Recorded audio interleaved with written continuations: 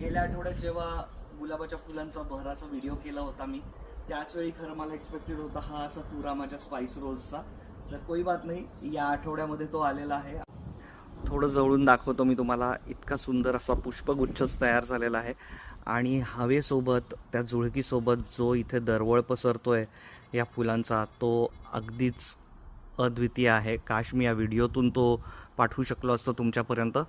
आणि हा जो बघा मागे माझ्या शेजारच्या परसामध्ये आलेला लाल गुलाब आहे, जो माझ्या अंगणामध्ये सुद्धा डोकवतोय आणि इकडची सुद्धा शोभा वाढवतोय. तर एक सुंदर दृश्य आज निर्माण झालेलं आहे, तर ते तुमच्यासोबत शेअर करतो. मैंने